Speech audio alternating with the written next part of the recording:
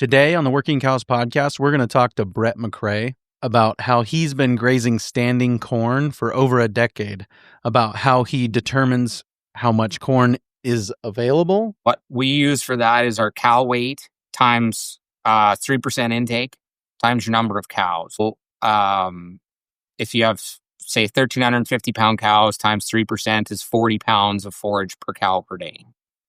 And then if in that field we mentioned before, if there is 12,150 pounds divided by 40.5 pounds that each cow needs per day, that's 300 cow days per acre. And about how he sets himself up for success with his corn crops. Growing a proper corn crop, doing all the agronomic stuff first, and selecting the proper field, that has to be done first, or else it's like you can't get to October and turn back the clock and change that. Like, you have to have that planned out in advance. You can't get to October and be like, oh yeah, we're going to graze this corn. How are we going to do that? All that and more on this episode 471 of the Working Cows podcast, brought to you by C90 Ocean Minerals and Ranch Right. Welcome to the podcast that gives producers a platform to discuss and share paradigm-challenging practices. Practices that have increased the effectiveness of their operation and the joy that their families have received from this lifestyle.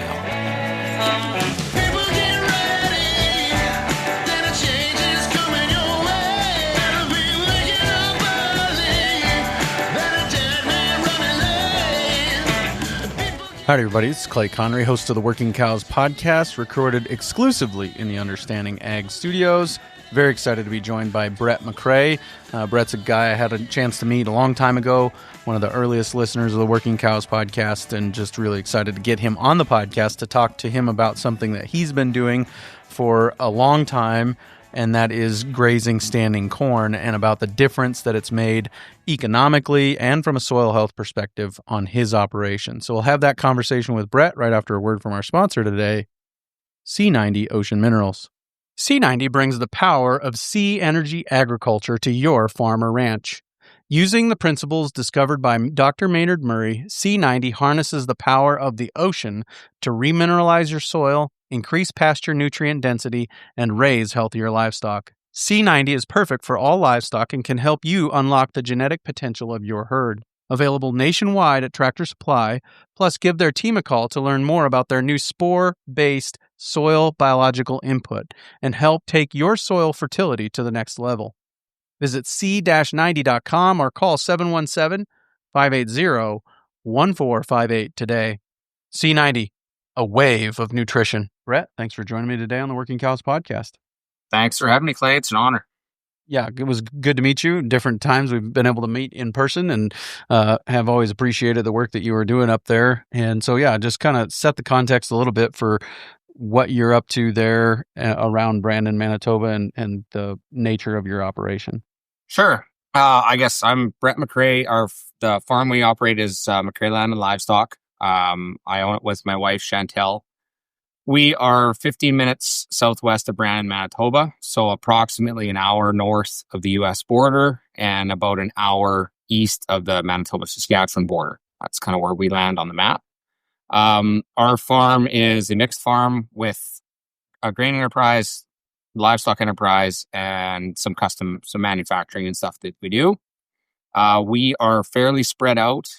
Grain-wise, we are 67 miles this year, corner to corner, from one edge of the farm to the other. It's kind of in blocks or modules. And then cattle-wise, our cattle kind of go wherever there's grass available. This year, a lot closer. We've been up to 4 hours away on custom grazing with our cattle. So our business is very dynamic. It changes year to year, changes all the time. Everything we do is mobile, modular, and ready to kind of pick up and move to where it needs to go. Yeah, what are some of the things that factor into your decision-making year to year as far as the changes in the business? Well, I guess I should mention we are Ranching for Profit graduates and current members of the Executive Link program. We've also done some consulting with Ranch Right LLC and got some good insight from John Haskell and now Travis Krause. So I guess you could call me a bit of a numbers nerd. We we do a lot of economic and financial analysis to decide what opportunities we should be chasing, what we should be doing, and maybe even more importantly, what we should not be doing.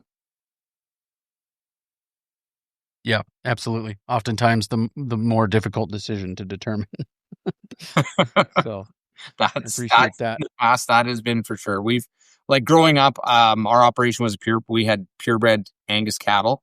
At one point, purebred Simmental and Angus cattle. My family has had that for as long as long before my time. And that's where I got my start, was in the purebred cattle industry. And it took a long time, and I probably hung on a little longer than I maybe even should have to our purebred enterprise. It was really hard to let go of that. But after we did, we knew right away. It was like, yeah, that was the decision that we had to make. So. Yeah, because that is a tough one. There's a lot of investment, just from the perspective of choosing herd sires and those kinds of things, and so you get really invested in bloodlines and those kinds of things. So it makes it even harder to step away from, I'm sure. Yeah, it's really hard to get into. It's hard to get out of, but easier to get out than to get back in. But the majority of our herds sold to good friends of ours, and I was really glad to see them go there. And I said to them after their first bull sale with our bulls in it, that you guys do a much better selling our cattle than we do, so I'm glad you own them. Yeah, man, that's so important too. And eventually we'll get around to the topic of the day, I promise. But that is so important because, like, you got to know yourself, right? This is Wally Olson, know and understand yourself. I'm sure he got it from somewhere else, but at this point I've heard him say it more than anybody else. So I quote him as the one who originally said it. And,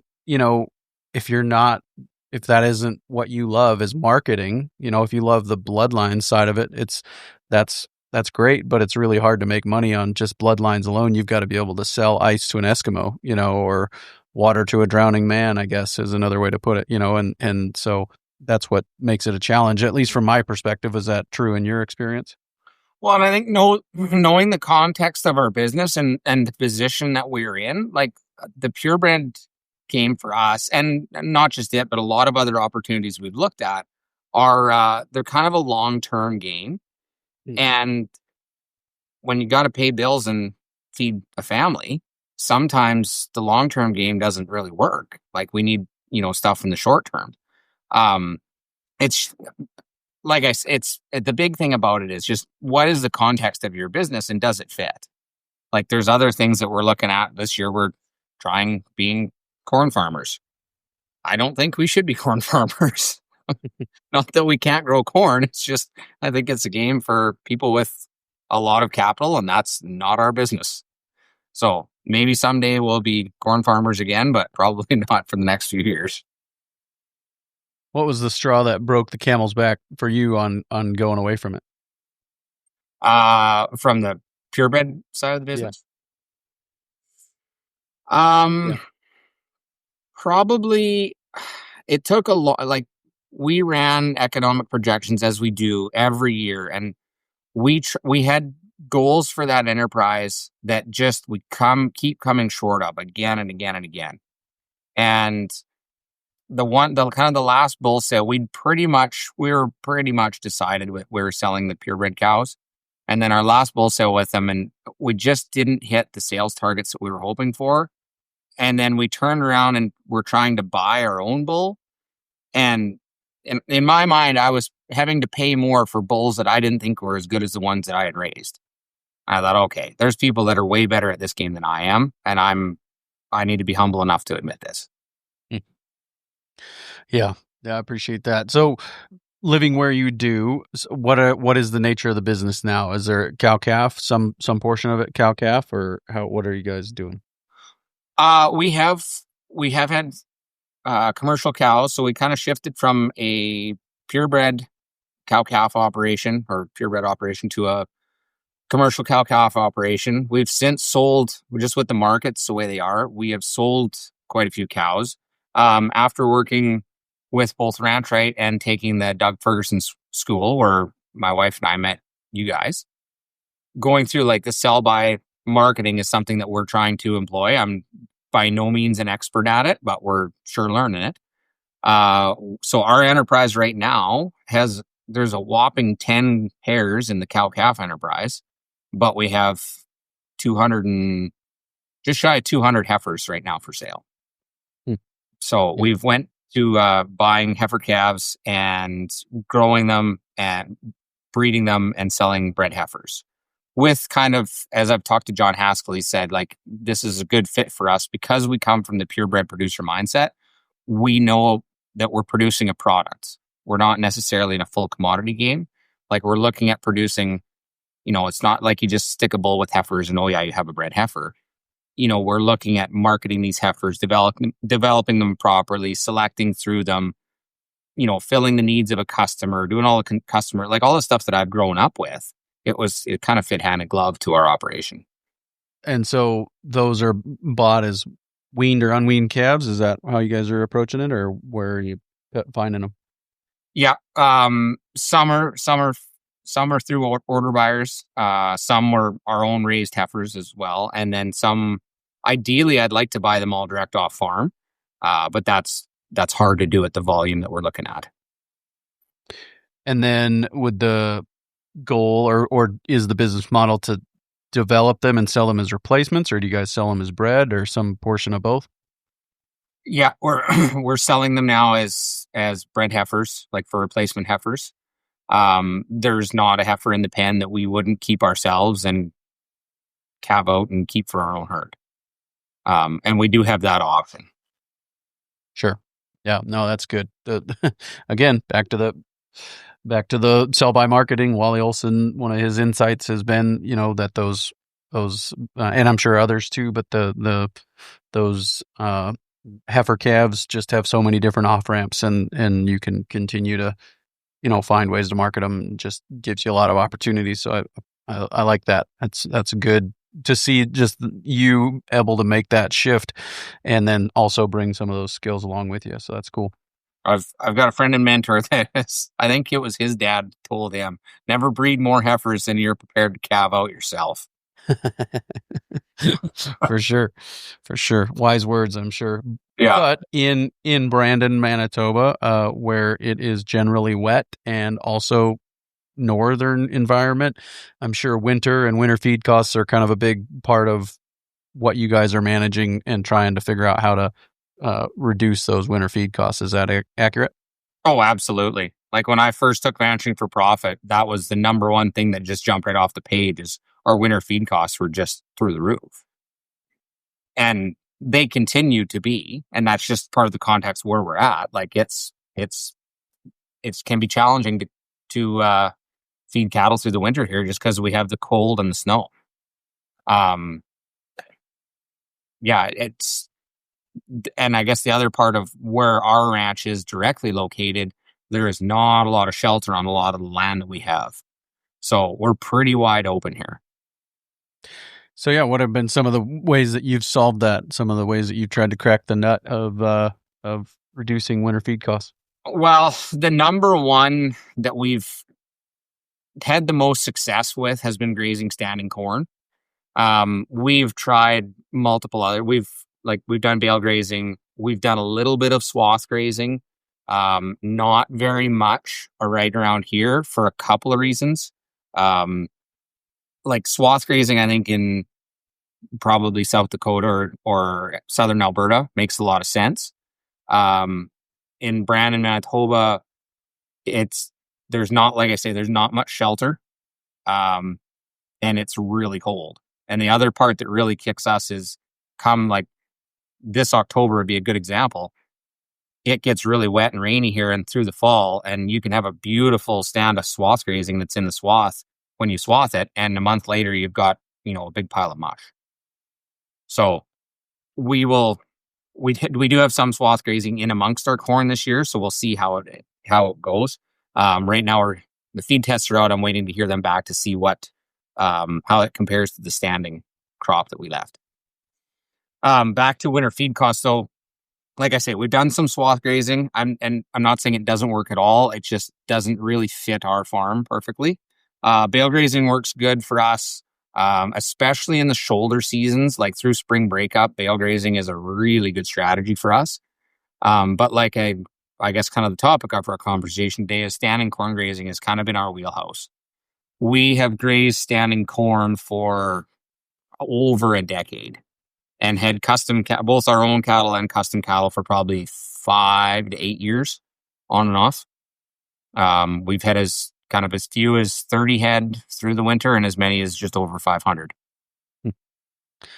Is there something that, or is there a class of cattle that tends to do better or best on standing corn when compared to others? Most cattle will fit the system. In all the years we've done it, there's only been one kind of group of cattle that we had as custom cattle that didn't really fit and they kind of fell out. They lost condition through the winter.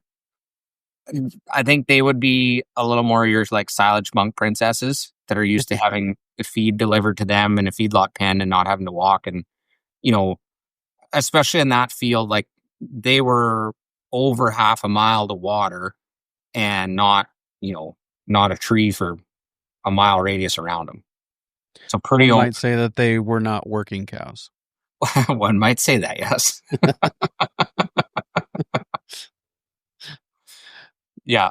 They were like getting your banker to come out and dig posts and swing a hammer. Some of them can do it, but not all of them.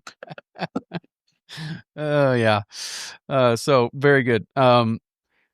So then, but most cows, it works. What in your mind is it that sets it apart for your environment? I think you made some good points there about other strategies work well other places, but this really does shine where we're at. What is it that makes it work? And just to put it in context, Brandon, Manitoba, is it straight north of like Fargo, or is it a little farther east than that, even into Minnesota? No, we're straight north of Rugby, North Dakota. Okay. So, yeah, right, kind of very, very central. We're 18 to 20 inch rainfall zone, but as you get farther north and colder, that rainfall goes a lot farther than it does, even in your part of the world. The thing, I guess, what really makes corn grazing work for us is we can grow corn. We can grow pretty good corn. There's enough heat and heat units here. There's generally lots of moisture. As I said before, we generally struggle with too much water, not enough. To kind of put it in perspective, like our grain corn around here is usually anywhere from 120 to 180 bushel. Like I'm hearing some kind of 160s, 180s this year. I think in spots of the field up to 200 bushel grain corn. Silage corn around here is usually kind of 12 to 15 is what you budget for. And I've heard up to 20 and the odd field over 20 tons per acre. So we can, not the best corn in the world, but a long way from the worst. So we can grow that here. The biggest thing with corn is it provides its own shelter. As long as you have your field set up properly, it can be pretty darn miserable, windy and cold. And those cows are happy as clam to be out there because there is some shelter from at least one or two directions. And the other thing with winter feeding in Manitoba is we're not limited by protein so much as we are energy. So with corn grazing, it's one of the few especially extensive winter feeding strategies where you can actually put weight on cows through the winter, and we have done that before. And we've put 2 body condition score on from preg test to calving time. Well, yeah, that's good. And I think one of the principles, right? Body condition score at calving is one of the key indicators for breed up. Am I remembering that right? Yeah, that sounds right. And from what we've, I guess, seen this year, it's definitely hasn't hurt us. Right, for sure. Okay, so how do you calculate your AUMs on the corn when you're just looking at it? I mean, you're going to go combine some of it and say this is how much is out there, or how are you going about calculating how much you've got to feed? Well, would we be better to go kind of right from the start on it? Yeah, kind of the timeline of the project process. Yeah, that might be kind of a way to go through it. full disclosure, I'm going to cheat a little bit and look through a corn grazing presentation that I've given, or the one I've sent you. I believe it's on YouTube. Oh yeah. The big kind of where it starts with corn grazing to really be successful with it is field selection. You have to know that you have a place that this is going to be a successful thing. Almost a year in advance, because you have to make sure you have a field that's prepared to have corn for crop rotation, residue management, all that kind of stuff. That agronomically, can we grow this crop of corn on this field? Is all kind of, you shouldn't have to say it, but you kind of do. The other thing is if you can have a field with shelter, shelter and water are probably the big two. Where we have our corn grazing this year, there's a perimeter of there's trees around the perimeter of field, and there's a spring adjacent to the field. Like, it's the perfect corn grazing field because there's unlimited water and pretty good shelter. However, that being said, we've done it in places where there is absolutely no shelter and limited water. And it's doable, but definitely something to think about is, what do you have for shelter? What do you have for water? And can we grow corn on this field? On that note, do you feel like the cows require more water grazing standing corn than they would on some other strategies, swath grazing, bale grazing, just dormant season stockpile grazing? I would say probably similar to bale grazing. Like the swath grazing, they're physically bringing snow into their mouth with every bite. Much like I listened to your podcast with Blaine Jurdis, and he's absolutely right. Like, they're bringing in snow with every bite, so they don't have to water as much. I have personally never wintered on just snow alone. I've had times where I've made the meat snow, but never done it just on snow alone. Usually I've often had calves at side in the corn grazing. And whenever we have custom cows in, that's just a rule of ours that they have free access to water, just because there's somebody else's cows. We don't own them. Let's take a quick break and hear a word from our sponsor today, Ranch Right. There's nothing artificial about the intelligence of the team at Ranch Right. They're a group of super crunchers, accountants, HR advisors, and succession specialists with the knowledge and desire to provide you with actionable financials so you can build a profitable business that creates generational wealth. Having a team of people that live and breathe these topics beats the pants off taking a shot in the dark with the latest Silicon Valley large language model. Don't assume AI got it right. Enlist Ranch Right today so you can know that you have all the information you need to make the best decision for the future of your ranch. Head on over to ranchrightllc.com today to take advantage of their real world experience so you can have clarity and confidence in the future of your business. No robots were harmed in the making of this advertisement. Okay, so I interrupted you. You said pick your location based on shelter and water. Shelter and water being the big thing. Crop rotation as well, which anybody who's familiar with growing corn is going to know, where they want it in their crop rotation, planting a good crop of corn, all those kind of things. We're no-tilling our corn generally into a legume like a pea or soybean stubble. That seems to work best for us. Generally, we don't do corn after cereals unless the cereals were baled the year before, just to get a little bit more kind of black soil. If you have too much residue up here, it's just we can't get enough heat units to get that corn off to a good start. Agronomically, if you're not a corn farmer, find somebody who is and listen to their advice. Corn can be really finicky, especially to get it started. Having a planter is important. Having a planter that's set up properly is important. There's just a lot of really little fine details that turn out to make a big difference between a half decent corn crop and a really, really good one. So yeah, there's probably many of your listeners that know a lot more about growing corn than I do, but for the ones that don't, find somebody who is in your area that's familiar with growing corn and they'll help you out. The big thing when it comes to grazing corn is we always run at least 2 varieties. The reason we do that is to balance the risk of energy and acidosis. So we'll grow basically the typical silage variety for our area. Whatever your conventional agronomist would suggest for this is what you want for a silage variety. that will be half of our planter, and the other half will be probably 300 or 400 heat units more than that.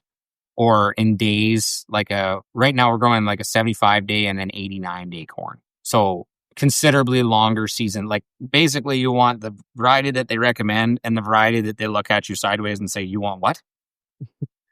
And that's the other variety you want. The reason for that is for us, like, you don't know when the killing frost is. We know when we can control when we seed this crop. You can't control when the frost is going to shut it down. So on the year where you have a very early killing frost, that early variety is still going to have enough energy there to give you what you need through the winter.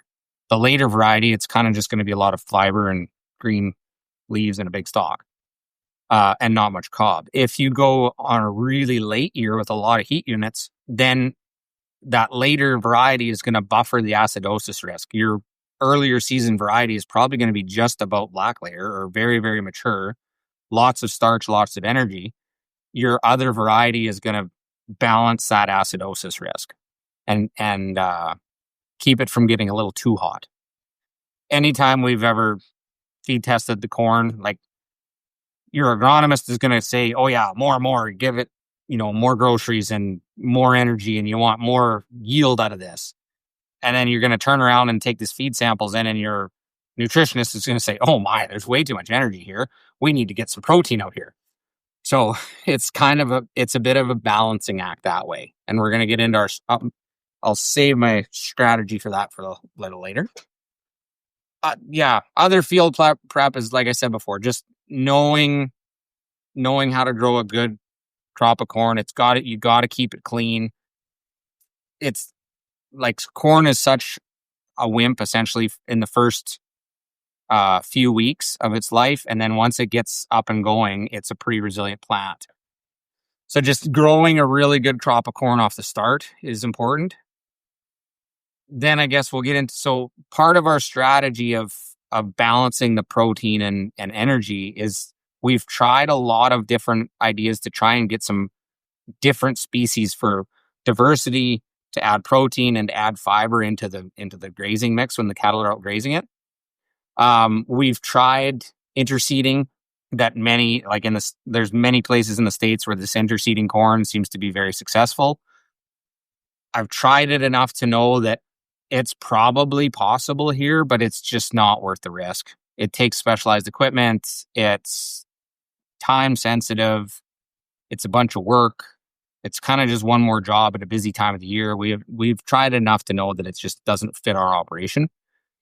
We've also tried, there's a company around here, Covers & Co. are bringing in, they call them forage soybeans, which are super long season soybeans from somewhere in the south that never go to seed up here. I've tried those the last couple of years.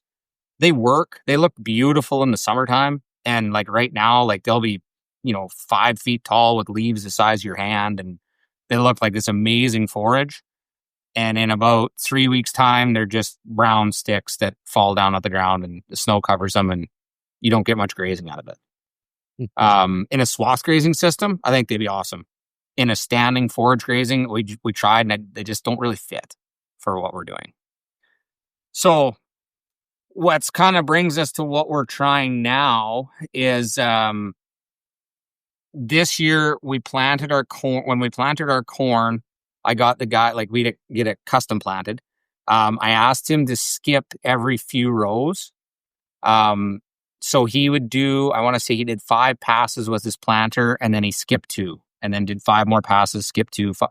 So then, because he has a 60-foot planter and I have a 40-foot air drill.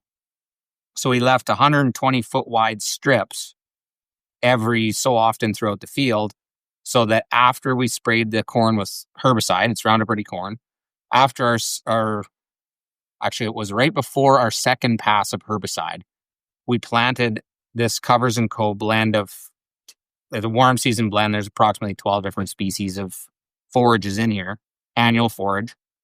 So the second pass herbicide in the corn essentially was the pre-emergent herbicide for this Covers & Co. blend. So then that multi-species blend was kind of as clean as we could get it from a weed standpoint, but brought a lot of diversity into the table. I'm liking what we're seeing here. This seems to be the best balance of agronomically keeping a clean weed-free field, growing a good crop, and having something that we can actually grow a sizable, like enough biomass that these cattle are going to be able to access it, in the dead of winter. So this is our first year for it, but I'm really liking what I see so far. Yeah, that sounds really, really encouraging. So then, and if I don't want to jump ahead, but would the strategy then be maybe next year to go back into the same field and alternate? We plant the corn where the cover crop was last year and vice versa? Originally, yes. In a perfect world, yeah, that would be my plan. There's a few other factors that play into this that's probably not what's going to happen. But yes, if I were to do this year over year and probably run the same field for 2 or 3 years as corn grazing, yeah, that's probably what we would do. Yeah, that seems like that would work pretty well. So again, I'm interrupting, but no, absolutely. This is carry on. So I'm just now we kind of come to your original question of how do we estimate our yield, right? Mm-hmm. So just to kind of summarize, having a clean field, growing a proper corn crop, doing all the agronomic stuff first, and selecting the proper field, that has to be done first, or else it's like you can't get to October and turn back the clock and change that. Like, you have to have that planned out in advance. You can't get to October and be like, oh yeah, we're going to graze this corn. How are we going to do that? There's places that you can, and there's probably fields that have been done like that of, this is a write-off crop that was supposed to be grain corn or silage corn, and we might as well just graze it. That is possible, but what we're talking about is corn that was planted with the intention to graze. So, and with that intention to graze is having the supplemental strategy. For us, we're trying to grow the supplement right in the same field. What we've done in the past is when we have to supplement, we have to haul in bales of hay or protein supplement of some sort, or you have to get it. You basically have more work to do in the wintertime, which can be okay, but we're trying to do it all in one field and have a little bit less workload when it comes to, the middle of January. So once we have that all grown, this is my pretty rough cowboy math on how to do it, but you come to basically once you have your first your good hard killing frost, your yield is set. What I've done for calculating our yield is you can Google a corn yield estimator. There's lots of them out there. Basically, you take, I think it's for 30-inch row spacing, takes 17 and a half feet, and you count how long the kernels are and how much around. And there's ways it'll give you a rough estimate of grain yield. So try to figure out what the grain yield is for that field. And you could do it by combining some of it or silaging some with a forage harvester. That's all potential as well. But somehow you need to determine what the yield is out in that field. And then for grazing corn, I take the grain yield times your 54 pounds a bushel for corn. I'm using the assumption that half of the yield or half of the biomass in corn is in the cob, and the other half is in the stalk and everything else. So take your grain yield times 54 pounds times 2, and then we multiply that by whatever your utilization is, usually 90% utilization. That's your forage yield in the field. So if you have, for example, 125 bushel corn times 54 pounds times 2, and then times 90% gives you 12,150 pounds of grazable forage per acre. That's hard to follow on a podcast. It's easier to see it. I understand. Yeah, no, that's good. And the advantage of a podcast is you can rewind it and listen to it again. And if you want to send me a screenshot of a slide, I can put it in the show notes page for today too. So okay, sounds good. So that gives you your forage production for the field. The other side of the coin is then what's your forage demand. So what we use for that is our cow weight times 3% intake times your number of cows.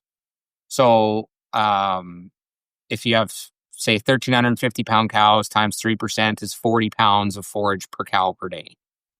And then if in that field we mentioned before, if there is 12,150 pounds divided by 40.5 pounds that each cow needs per day, that's 300 cow days per acre. Yeah, that's a lot. Yeah. That's pretty cool. So like 80 acres of corn is going to feed 250 cows for 96 days. Or if you want 120 days of winter feed, you can feed 200 cows. You can kind of play around with the math on that and figure out how much you got, right? Yeah. And you can do that all right now and then know, okay, this is the day that I should run out of corn, and you'll usually be pretty close. Yeah.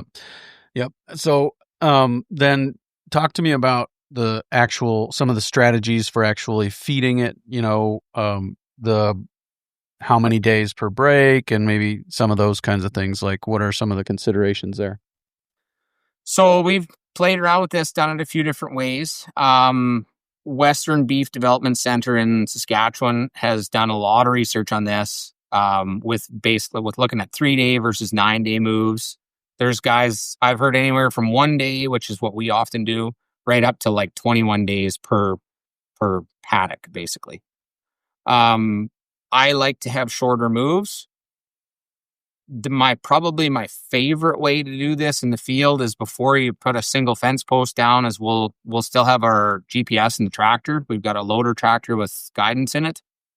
We make strips of essentially 660 feet wide down the field. So if you take, for example, a perfect quarter section, 2640 feet across. So that's that gives you 4 strips of 40 acres, 660 feet wide.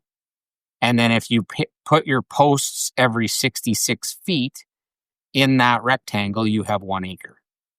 So we'll take our loader tractor with guidance and set it as if you were pulling, say, a 66-foot implement.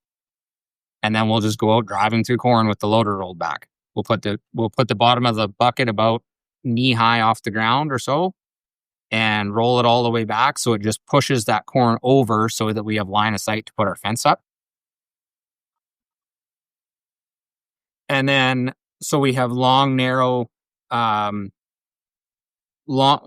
sections that then how to explain this? If you had 40 acre paddocks, like that quarter section cut into 4 long narrow strips, that along those lines, we would put up a single wire, high tensile wire there. And usually put it a little bit higher than you normally would, because you got to account for some snow buildup. And then we would put every 66 feet, we would knock down a row so that we can use our cross fence with polywire. So you knock down the row with the tractor as well? Yeah. So you go out with the tractor before you put a single post in, you do your north and south, drive north and south and do your 4 main lines. And then you drive east and west and do your lines where your polywire is going to go for the whole winter. Sure. And all the neighbors pull their hair out while you're doing that. Yeah. Sometimes you just do it at dark and then you don't have to do it. That's the tractor has lights. It's okay. Yeah, they're pretty much used to us now. I think we're pretty good fodder for the coffee shop at this point. Oh yeah, what are them McRae's doing now? Yeah. A lot to phase them at this point, I'm sure. Beautiful corn, and he's just out there driving through it. Yeah, like it's kind of a fun but unnerving job, because usually the corn is taller than the cab of the tractor, so you're kind of just off in the wilderness. Walking by faith. Yeah. You really got to pay attention. Like, I should be getting close to the end here. And there's the fence. Yeah. But we found that works. That's the easiest way to do it, because then we'll just go in after and put our post, like everywhere there's an intersection, you put a fence post, and then you can string up your wire pretty quick. Like, we can have it, in a few hours, we can have the corn knocked over and the rows knocked over. And then with high tensile wire and good equipment, like, we can have our posts in an afternoon in a, 80 acre quarter section field. And then it's a matter like that's the hard work. And then you just have to go and move a polywire. We like 660 feet wide. I wouldn't go any wider than that because in the middle of January when it's minus 30 and you're picking up fence posts, by the time you do 600 feet, you're kind of ready to find the truck again. 330 is a nice size as well. It's probably a lot easier to move the wire. It's just more set up in the fall time. Pick what works for you. Like it doesn't have to be that number. I just like it because then we stole it from Jim Garrish. You can build an acre counter right into your fence. Right. Yep. The other way we've done this, and this is what we're doing this year, is you'll put up our main corridor fencing with the high tensile wire, and we'll try and space out our posts as evenly as possible by just, stepping them off, however many steps between posts, and try to get it as even as we can. And then we'll go from one end of we'll push our rows. You can do this anytime during the winter or whenever. And by either putting a flag on the one post that's high enough that you can see from the other tractor, or we'll go out with two tractors, and the one tractor, you got to put the bucket all the way in the air so that you can see it with the other tractor, just so you know how you're making your line from post to post. Ideally, you want to be able to hang your reel and hook up your poly wire as close to a post as you can. It just seems to work better that way. Mm-hmm. But we've pushed lines in there like that, like just using a flag or some way of having line of sight to see where you're going. It's, it usually takes two people. It's a little more work that way. But the advantage to that is this year, the big problem we have this year is I don't have enough cows to graze the corn that we already have.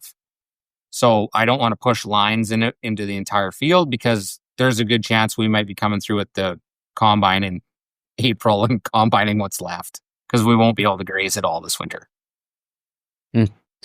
Yeah, that's a good point. What do you do with any leftovers, and what are some of the strategies that you've used with that?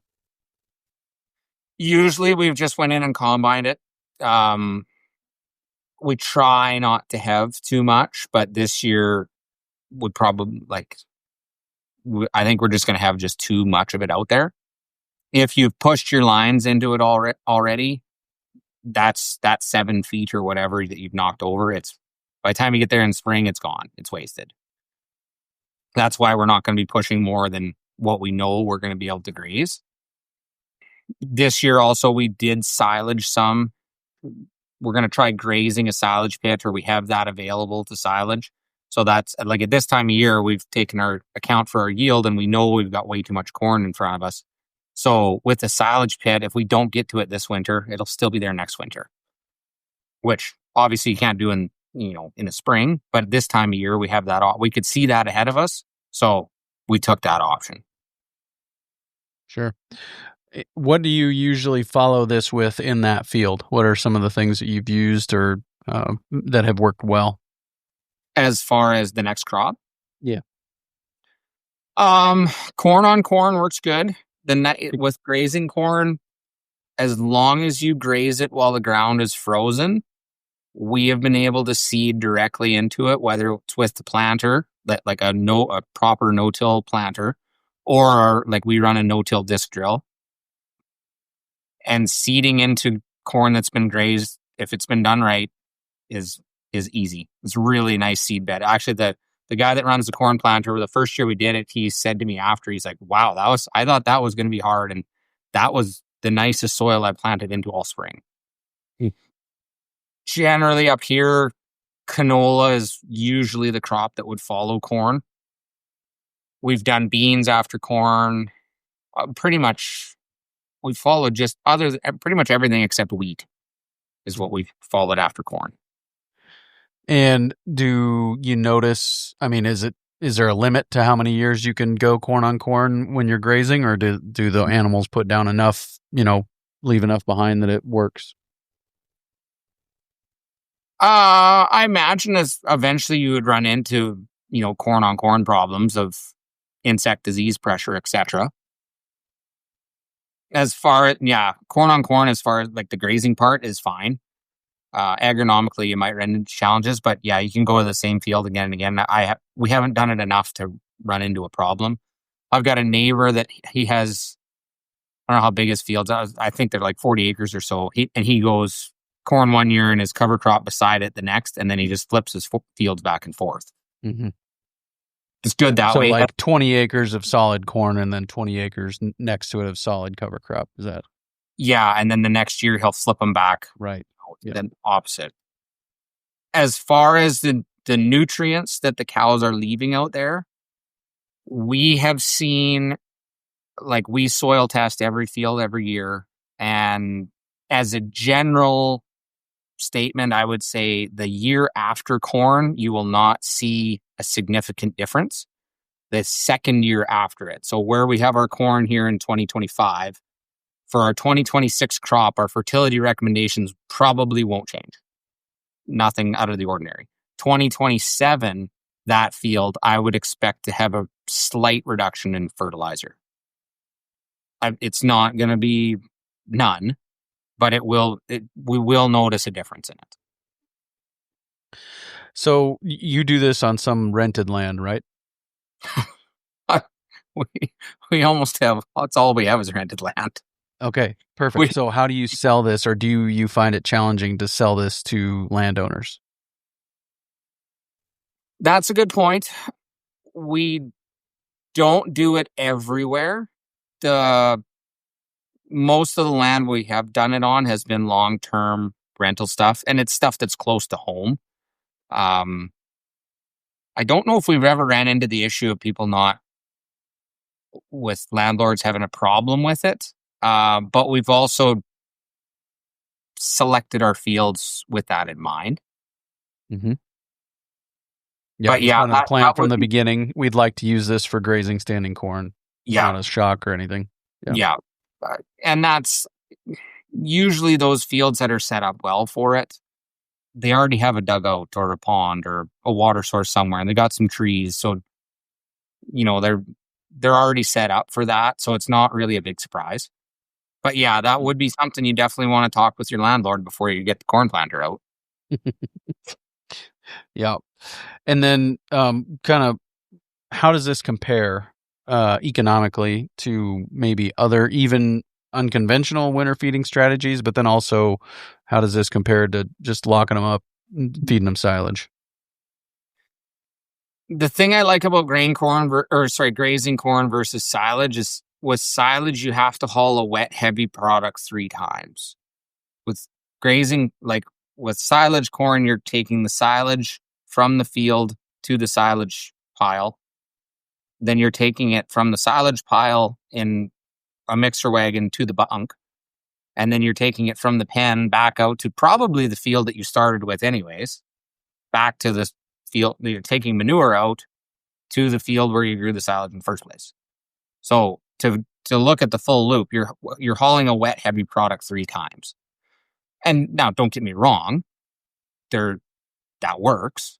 But you generally, how that works is by feeding, appreciating livestock, like getting the gain and feeding younger calves that can't do extensive grazing, and also by utilizing undervalued feedstocks like DDGs or waste products or whatever, and adding, like, a TMR mixer is a great tool if you can use undervalued products and add value to them.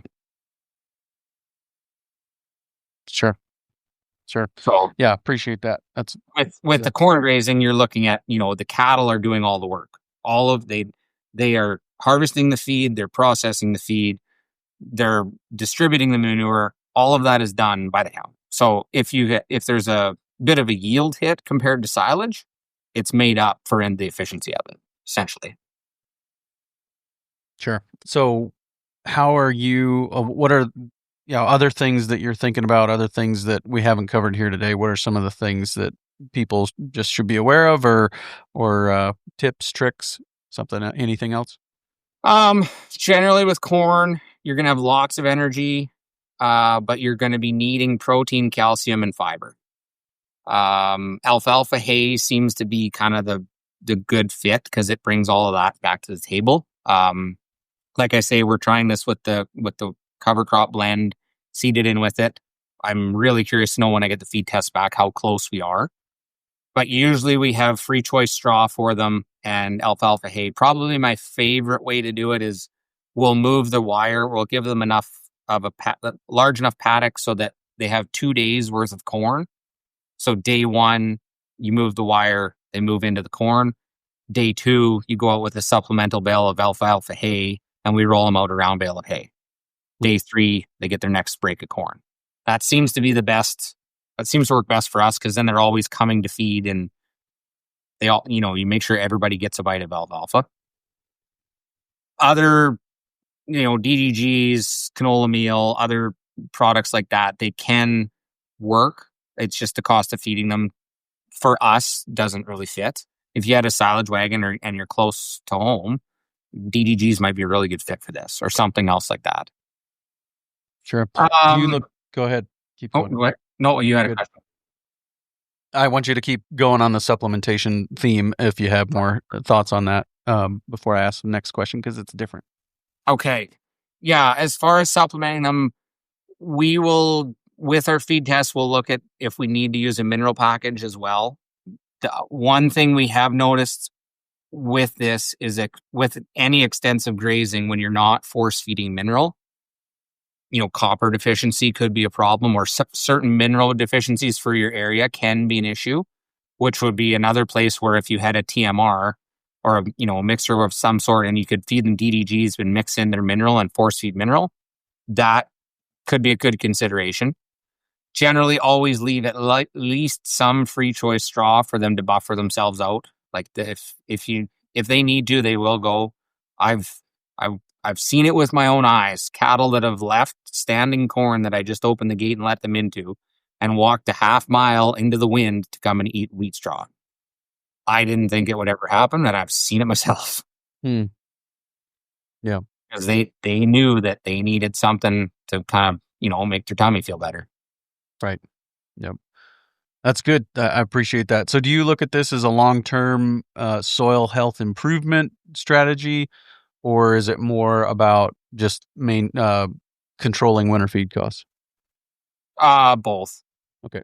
Definitely both. Like we find this as a profitable way to feed cows, whether we're feeding our own cows or custom grazing.